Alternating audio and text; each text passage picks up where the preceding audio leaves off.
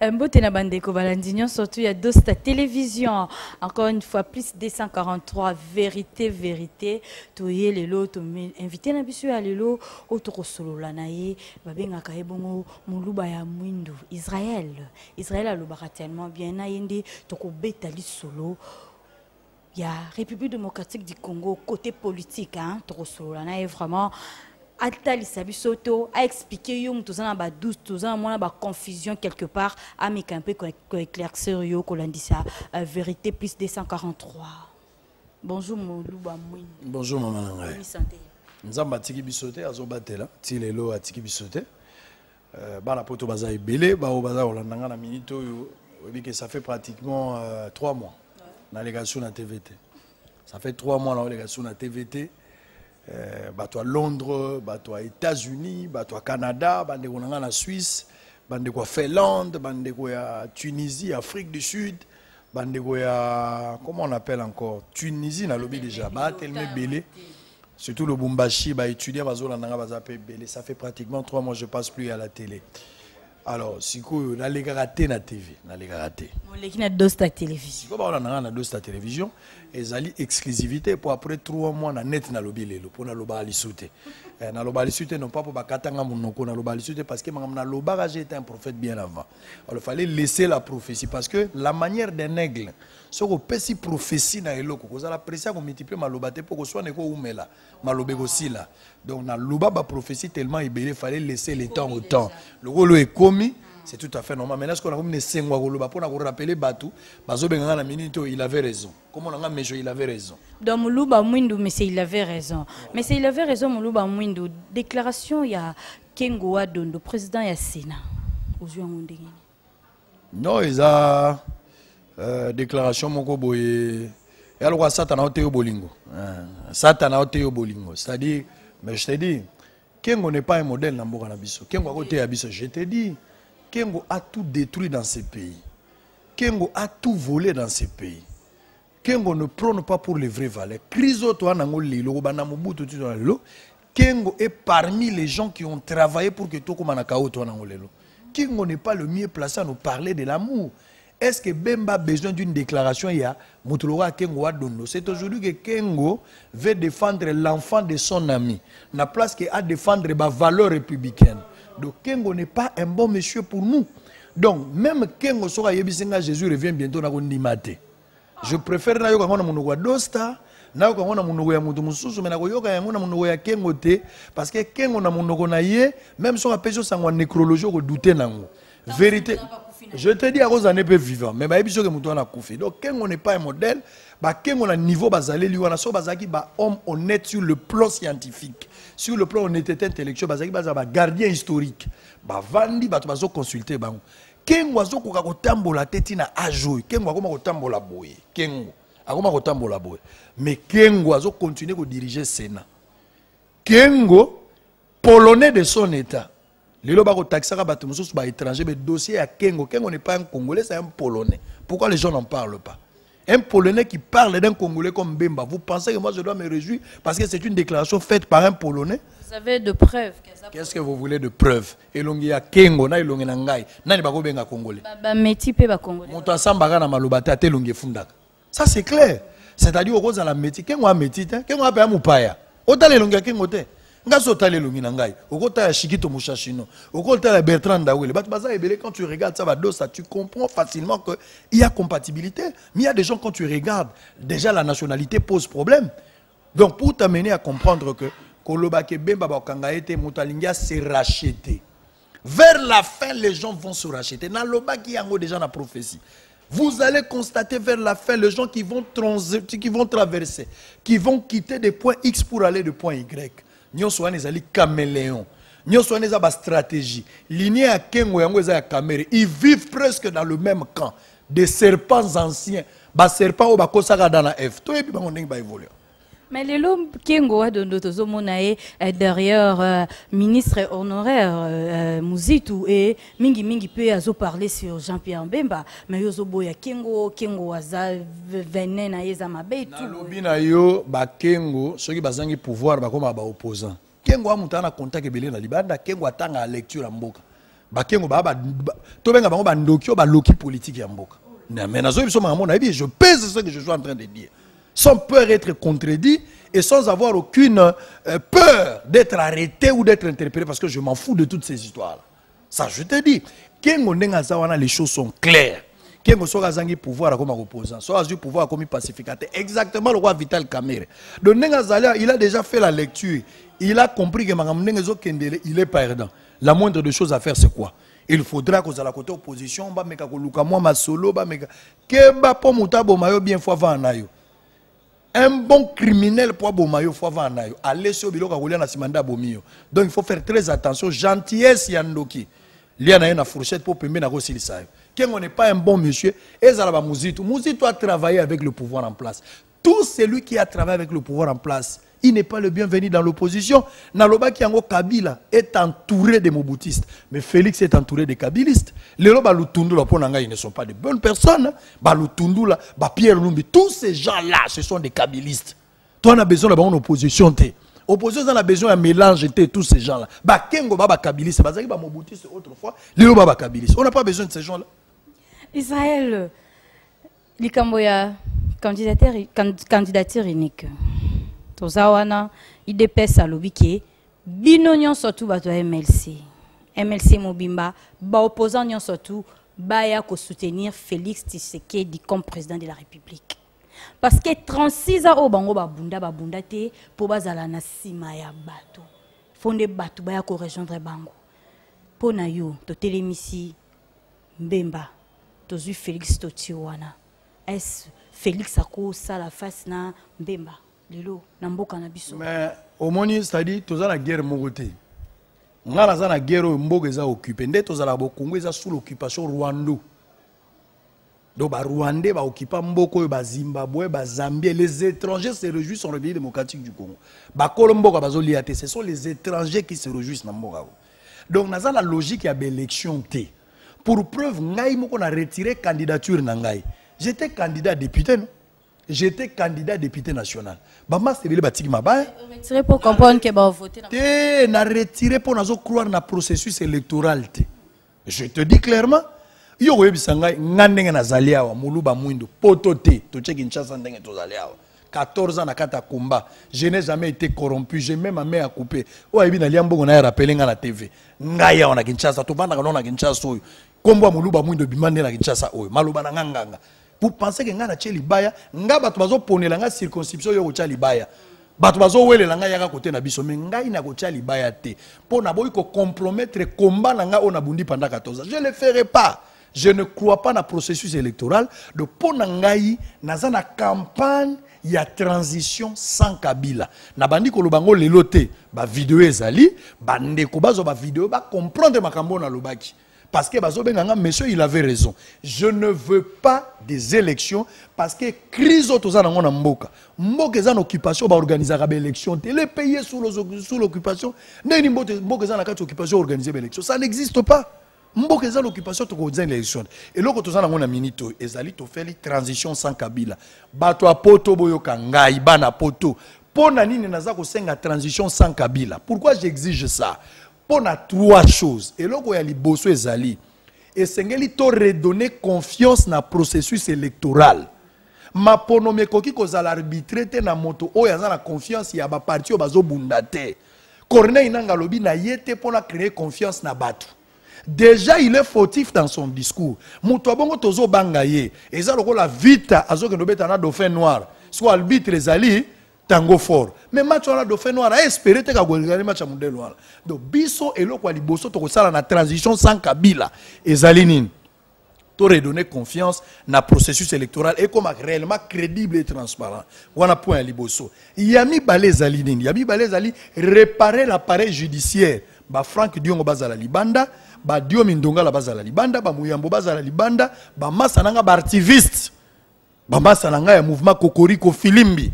Ba carbone ba oto bundi da bango mikolo nyonso bango ba bima pe libanda toza na justice équitable oya sali mabe bakangi oya sali malamu batiki ye libre ba benga ngo justice équitable yango Tshisekedi banda kolela état de droit ndelo ko sengeli to bongisa na transition ya mibale ya misa to ezali to ko benga relance économique pour stabiliser social. Tant que na maponomi bato ba voter pour na lipate pour ya kolia ici ba longi.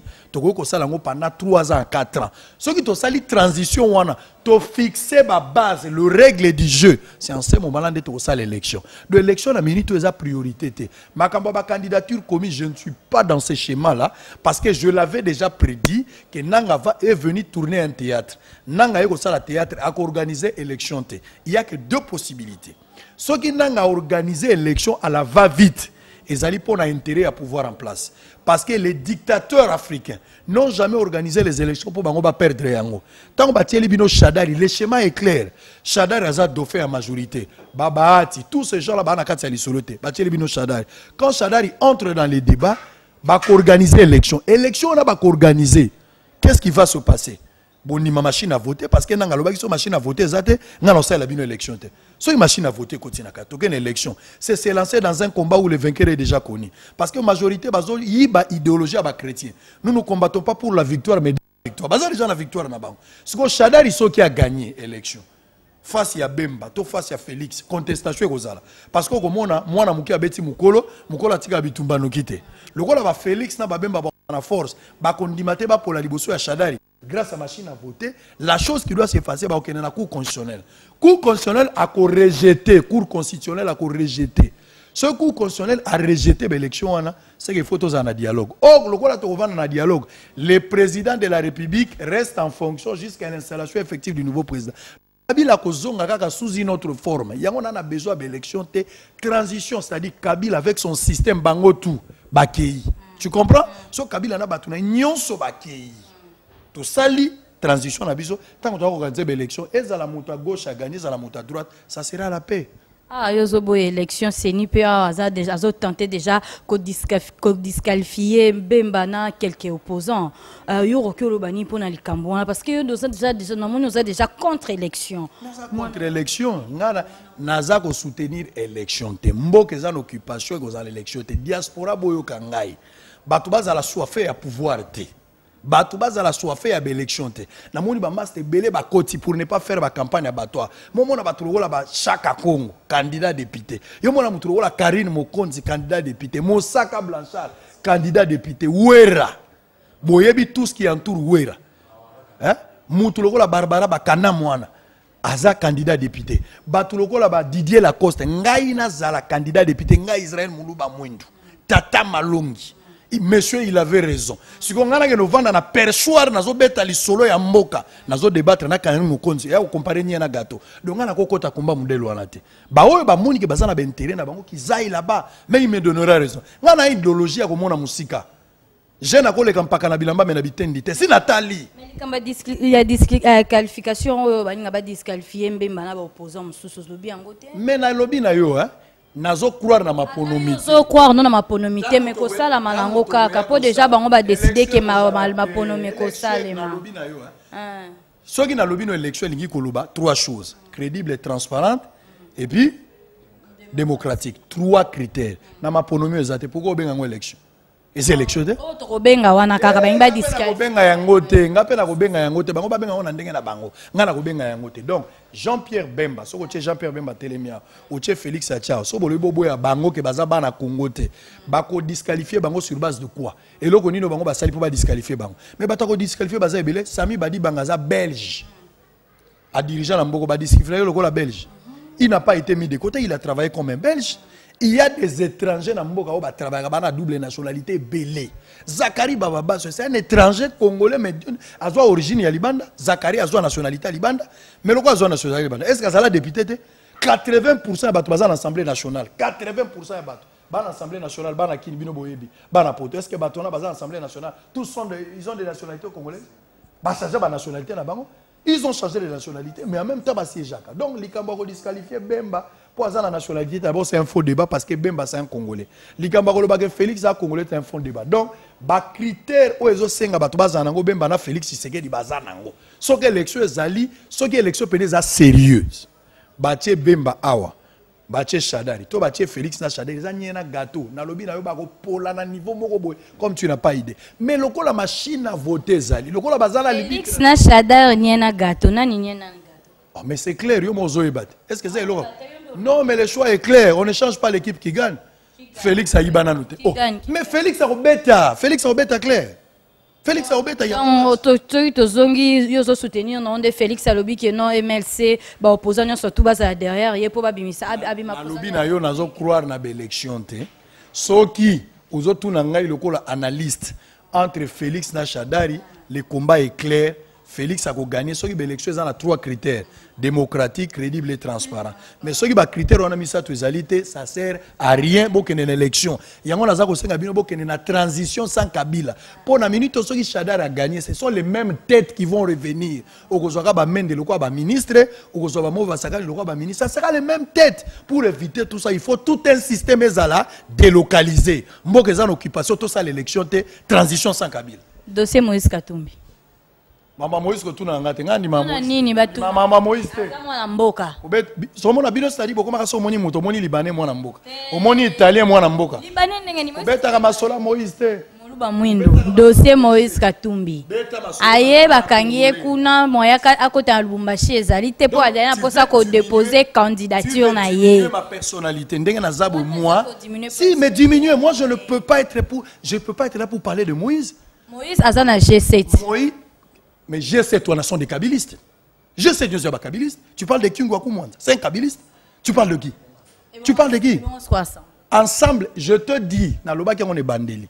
Na kebisa qui Félix a arrangé entourage naïe. Parce que Félix a le risque d'être entouré. Tant on dit IDPS balamuki balobi, IDPS c'est soutenir mutubusu souté. Sauf Félix parce qu'ils ont compris que le diable est dans les camps. Le diable c'est qui? C'est Christophe Lutundu. Le diable c'est qui? Mais je te dis, ce sont des kabylistes. C'est le soir qui détermine les origines. Bakozonga nandaku batona bakozonga nandaku. Nanga ezaka dossier Moïse Katumbi. Moïse Katumbi azongi na mboka na ye pour a déposer candidature comme président de la République. Azape moko ya opposant. Moya kota a accéder à Oezate parce que balobi que non azana passeport biométrique te makambo belé yo lobi nini bon si on a vanda en tant que moi na mboka po yo poza moi na mboka yepe moi na mboka na place na lobela moto zobenga Moïse Katumbi wana je préfère na lobela ba diaspora ba bazana difficulté ozonga na mboka na bon pourquoi boketu perma zozonga te pourquoi des fois zozonga te pourquoi si yakudi zozonga te ba congolais belé bazali ba kozonga iso so te ba congolais belé bazali ba kozonga iso so te ba bangani ba ba lukisa bango problème ni balukisaka bango pona komba na bango makamni ozoloboyo na lobi na mangala tuni ma Moïse Katumbi est-ce Moïse Katumbi ndazo lukisa baboketu wana lobi na yo vomie na lobela ba congolais ba ozonga po moni ba lokwa ba retour so mutu lokwa boketu pe mazongi na mbongo ngala koka bien ba congolais no so bazaka na libanda ba mama na lobi na yo makama Moïse na kobeta te pardon moluba mwindo ozo répondre ngana question na ngai te Moïse Katumbi lobana noza mwana mboka pesa likanisi ya malamu po ebele bazolela Moïse fois ya kaka yako déposer candidature na ye senye ko kanga te sans pour autant que Moïse Katumbi non a déposer candidature na ye te vous rêvez vous êtes en train de rêver vous êtes en train de rêver le train est en marche lobino bozo boule le Congo ezande ya moto zo benga na soki Moïse eloko bozo benga pas congolais za Congo pesa ya ye bisonyo toyiba imboka toyiba compatriote ya mboka tokolo bateke Franck Dionga bima tokolo bateke Dio Minonga la bima to vandela Moïse to betili solo ya dossier changer li solo ongo tomboka te Moïse Katumbi mwana mboka vous comprenez na comprendre que zo ki maye tellement na façon moko oyo batia makambo yango so est-ce que to songi na ngambu na yo dikamni yo na ndekoleze qu'est-ce qui se passe entre vous deux ngana moni lote Eliezer azaso candidat député ngana candidat te bon on a promené to wela pe moi cité ah mais je te dis ngana on a promené Eliezer na sona mais je te dis na la promené Eliezer te ngama ngamne na bien hote Biondo zawana jalousie ozana ngo contre pona ndeko Eliezer eleki pona jalousie ne pona on dirait ozo banga ye moi lupemba na ye wana sa motema pasi tozo wela nini na ngene o expliquer nga pom to wela na Eliezer yo muto ngane ndo wana yo boy soki naza jalouse na pona yo na yebi po anika ka ya lataka ba roba pemenga na lataka te yoka nzamba pesi mutu na mutu eloko na vie na ndenge na ye o nzamba pesi yo mutu akobotola azate ngala na mandefu apembe Eliezer azana Eliezer na ngote Moi, je pèse 86 kilos. Et les gens, ils ont et les gens, ils ont kilos, et les gens, ils ont azali. J'ai un débat, j'ai un combat contre le système, contre les esprits qui animent les gens. Ngai, na rozana combat ne les épaules na zoluga na nini ngai. Ngai. On ba fan ebele na poto na otangi ba payer ba Hollande bani. Siko ba na poto bangi ba ye ba problème nini ezoleka entre yo na ndeko Eliezer. Yo lobi ki o déposer candidature no ki o retirer no ngo so pour comprendre ki ba dossier no ekoka ki nango te. Wana nde yo ye ba poto biso to zala ki te. Siko yo ou bien o bangi ndeko Eliezer po bi oyo na ngaya wa. Na ko kana ngati na mikimela na ngai. Bon, d'abord, question de la forme. Mais il y a une logique d'une manière générale pour nous aussi celle Cambouan. Na place na Vandaka, et ça circonscription pour nous les à Vandaka. Même ceux qui faut arriver, tout comme la circonscription, on a les autres avancés. Tu peux postuler à côté de mon côté. Tu peux postuler à côté de mon côté. Et puis, ceux qui arrivent qui te postulent qui place mon et ça combat mon loyal. Tu n'as pas aussi sa moninga. Mais tu comme na makambuana te, tu comme makambuana te. Ngai ndenge nazali awa, Eliezer, Daniel Saf, Mike Mukebai. Ba masa nanga tout wana ba postuler na compte et ensemble ya Moïse Katumbi. Na pesi bango bonne chance. Ba postuler na compte ya IDPS te bango tout bazali ba Moïse Katumbi makasi.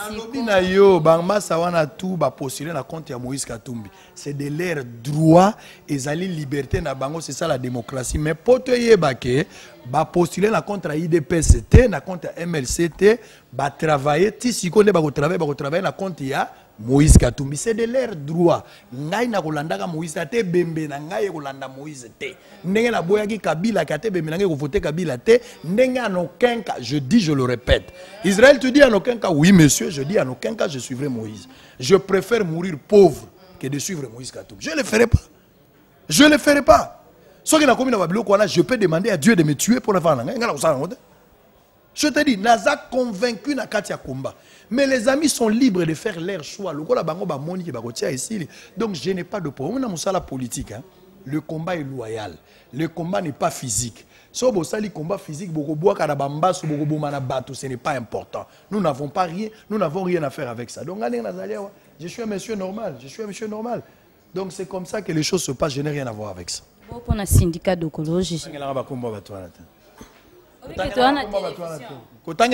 Dans télévision, bana poto penza oba considérer que na place oba tia ko no ba mono penyo tengela ba komo wana. Oh papa, mais est-ce que tu comprends ça sur maman, tu comprends ça débat autour d'un individu? Pourquoi tu comprends ça débat autour d'un individu? Je ne veux que yo zakala motema munene olingaka batu tellement mingi. Ozala Kinshasa, nazo bunda. Syndicat zo avion ya wesili. Mwana mboka bundela mboka na syndicat pa ya. Syndicat ya. Donc je dois partir. Beaucoup. Tokomi vraiment la souka émission na biso moluba mwindu Israël tobi kolobaka tellement bien makasi maé les âmes makasi vraiment. Merci beaucoup. Moi dernier. Plus 243. 81 355 26 32, ça c'est mon numéro. Na WhatsApp, c'est mieux, on peut s'appeler, on peut s'écrire, il n'y a pas de souci. Pas des élections cette année. Tant que l'élection vous a la crédibilité transparente et démocratique. Je veux une transition sans Kabila pour déloger les systèmes. Mboka eza na occupation bako ko sala ngo élection te. Ba français nyo sotozo loba c'est parce qu'il y a un mauvais système qui est installé. So ito longoli yango on fera autre chose. Aller na élection avec la machine à voter, c'est se lancer dans un combat où le vainqueur est déjà connu. Le débat n'est plus autour de Moïse Katumbi, autour des syndicats de Kolo. Le débat est très élevé. Le peuple gagne toujours. Au lieu de tout santé à moi, c'est à Rossi. Au lieu de Moïse. Au lieu de tout Moïse. Qu'est-ce que je ferais avec ça? Ba combatto, ba koufi, matiti na cimetière à Rossi, toke ko katate, yo que nous Moïse. Moi si à Moïse, moi si à Rossi na bana batikali, boyebi santé na bango te rentrée scolaire, moi no ya mukolo akotanga ndeli que bana poto ba yebi sous que moi na faut tanga. Ngala que nous va na que beta makama Moïse, na que nous beta makama syndicat de Kolo. Boni boy quoi? Boni boy. Ne me demande plus ces questions. Vraiment, merci beaucoup. Fidèles téléspectateurs, Bandego Walandi, il y a deux télévisions, qui pour Israël. Moluba Mouindou, comprenez Moluba Mouindou, vraiment, il est toujours comme ça. Hein? Il est intelligent, Azaka toujours vraiment ouvert.